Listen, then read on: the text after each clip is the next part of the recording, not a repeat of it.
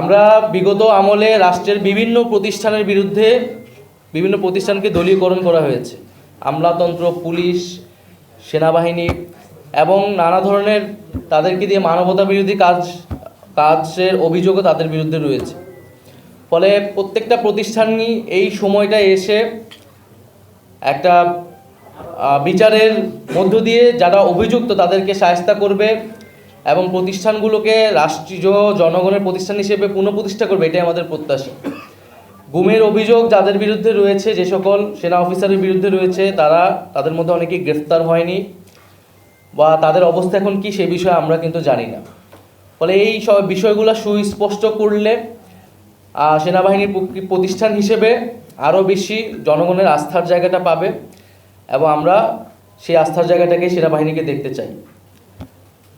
এছাড়া যেই আওয়ামী আমলে নির্বাচনগুলো আদালতে গিয়ে এক ধরনের বৈধতা নেওয়ার চেষ্টা করা হচ্ছে, নির্বাচনগুলোকে বৈধতা দেওয়ার চেষ্টা করা হচ্ছে। আমরা মনে করি যে এটা একটা বিশৃঙ্খলা তৈরি করবে। আওয়ামী আমলের সকল নির্বাচনকে কিন্তু আমরা ফ্যাসিবাদ বিরোধী সকল রাজনৈতিক দলই অবৈধ হিসেবেই ঘোষণা করেছি, অবৈধ হিসেবে আখ্যা দিই। ফলে সেই নির্বাচন নিয়ে বিশৃঙ্খলা তৈরি করার চেষ্টা না করে আমাদের স্থানীয় সরকার নির্বাচনের দিকে যাওয়া উচিত। স্থানীয় সরকার নির্বাচনের মাধ্যমে নাগরিক যে দুর্ভোগ সেটিও আসলে দূর হবে।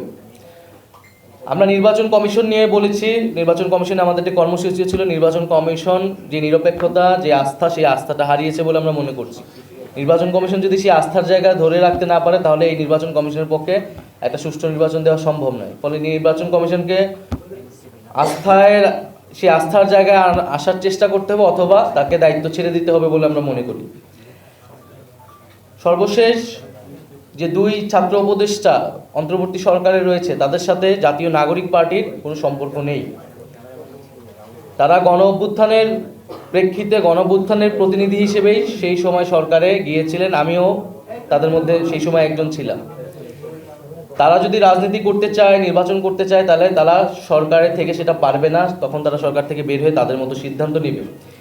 কিন্তু তাদেরকে জাতীয় নাগরিক পার্টির সাথে সংযুক্ত করে এক ধরনের অপপ্রচার এবং তাদেরকে হেয় করার চেষ্টা করা হচ্ছে। আমরা বলবো যে এটি খুবই উদ্দেশ্যমূলক। গণ অভ্যুত্থানের প্রতিনিধি আকারে তারা গিয়েছে। আমাদের শহীদ পরিবার এবং আহতদের পুনর্বাসন, বিচার, সংস্কার, এই গণ অভ্যুত্থানের আকাঙ্ক্ষাগুলো তদারকি করার জন্যই তারা গিয়েছিল। ফলে এটা তাদের সিদ্ধান্ত, তারা সরকারের থেকে কখন বের হবে আদৌ হবে কি না।